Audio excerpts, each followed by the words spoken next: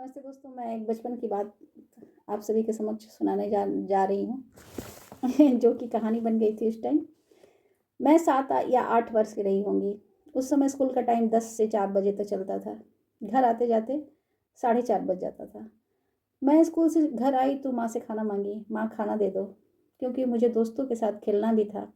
उस दिन हमारे घर में कुछ मेहमान आए हुए थे। मैं अपने दोस्तों के साथ छत पर खेल रही थी और मुझे भूख भी लगी थी बहुत तेज़।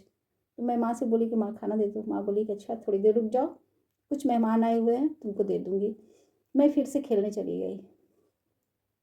मेरे छत के एक तरफ की रेलिंग टूटी हुई थी। मैं पकड़म-पकड़ाई खेल रही थी।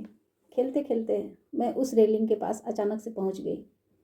अपने दोस्त को पकड़ने के चक्कर में मुझे पता ही नहीं चला कि मैं रेलिंग के पास आकर खेल रही हूँ और दोस्त को पकड़ने के चक्कर में मैं धड़ाम से नीचे गिर गई।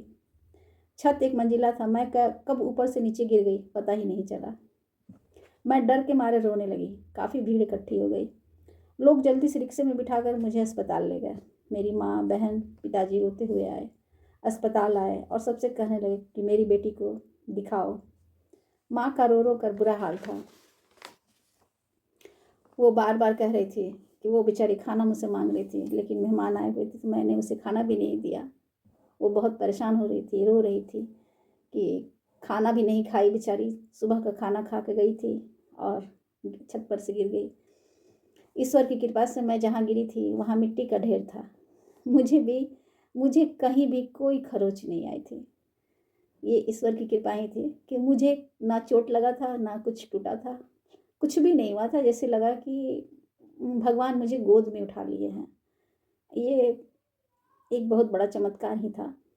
फिर भी मैं डर डर से रो रही थी, क्योंकि ऊपर से नीचे सोच करके मैं ऊपर से नीचे गिर गई हूँ।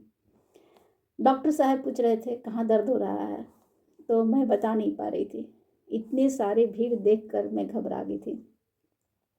जब अस्पताल से घर आई तो रोज़ मुझे देखने कोई ना कोई आता था और साथ में बिस्किट, फल, मिठाई ये सब लेकर आता था।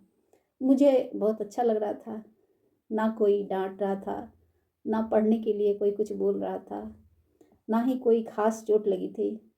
मैं बहुत दिन तक नखरे करते रही और लोग मुझे डांटते भी नहीं थे, ना स्कूल जाने के लिए कह रहे थे।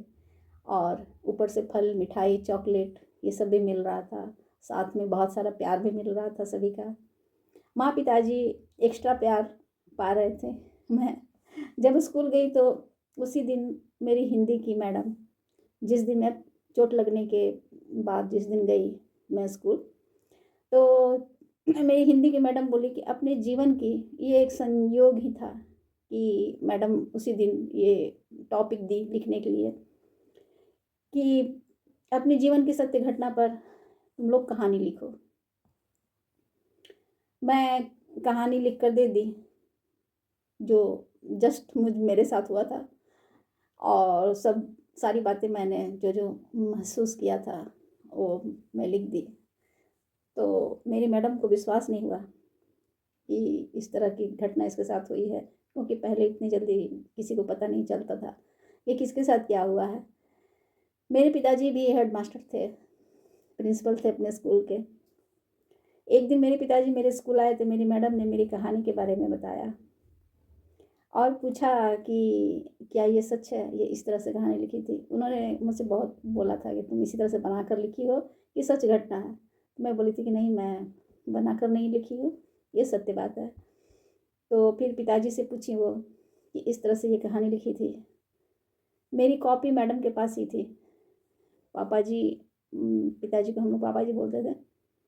वो मैडम मेरी पिताजी को कहानी दी कि देखिए ये इस तरह से लिखी है। मेरी कहानी पढ़कर पिताजी मुस्कुराने लगे। मेरे पिताजी कभी डांटते नहीं थे और बहुत अपने बच्चों पर बहुत ही विश्वास करते थे। मेरे पिताजी मुस्कुराने लगे और कहने लगे कहानी तो सत्य है, कहानी तो सत्य है, पर टॉफ़ी, बिस्किट, पढ़ाई ना करना, ये सब का ये मज़े ले रही थी, ये हम सबको पता नहीं था। मेरी मैडम और पिताजी बहुत देर तक हंसते रहे और मेरी यह कहानी स्कूल से लेकर घर मोहल्ले तक फेमस हो गई। और आज तक जो लोग अभी भी, पहले चाचा लोग या कोई मिल जाते थे उस समय, तो मुझे चिढ़ाते थे कि तुम्हें चोट नहीं लगी थी, तुम बिस्किट और टॉफ़ी के लिए घर में बैठी हुई थी। तो आपको कहानी कैसी लगी बताइएगा। नमस्कार।